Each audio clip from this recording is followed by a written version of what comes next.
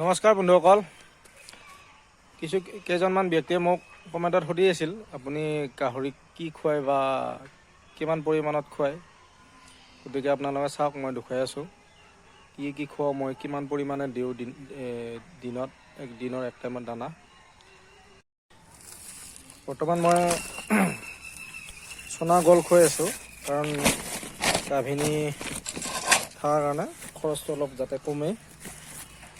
এইটো দাম হ'ল 1500 টকা পেকেট, বেছি দাম নহয়, 30 টকাকৈ কিলো পৰি যায়।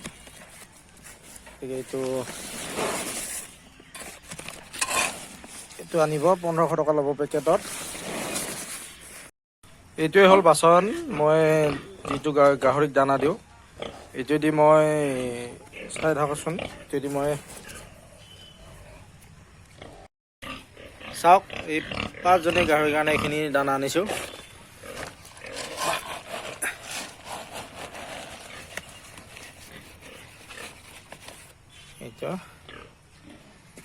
এইটোৱেদি ইয়াক দিলোঁ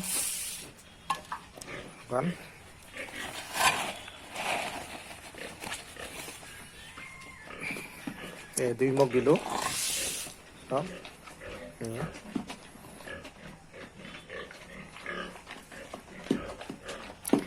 এনেকৈ গোটাই কেজিলৈকে দিম, দুই মগ কৰি।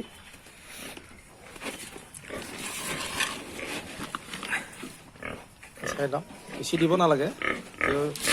এক মগত আধা কেজিকৈ ধৰে, দুই মগত 1 কেজি যায়। অৰ্থাৎ এক টাইমত 1 কেজি, কিন্তু 2 টাইম খোৱা, 2 টাইম দিয়া যায়।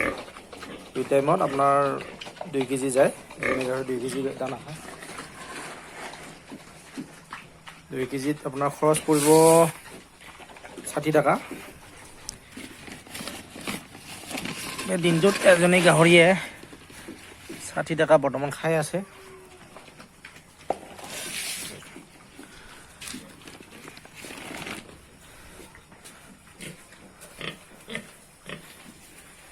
এজনী পাৰিলে অলপ বেছিকৈ দিব লাগে।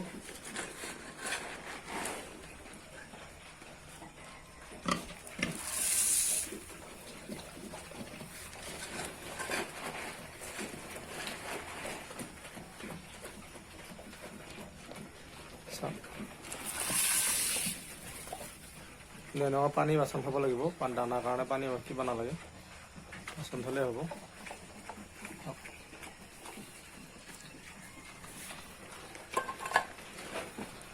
পানীটো লাগিব, কিন্তু পানী দিবই লাগিব, পানী নিদিলে নহ'ব।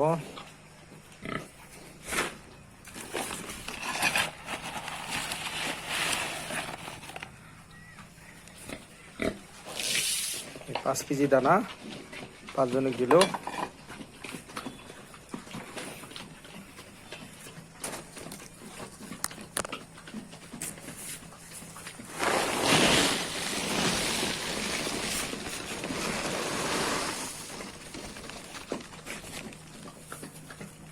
খাব, এই দানাখিনি খাব, খাই পানী খাব আৰু শুই থাকিব, বাছ।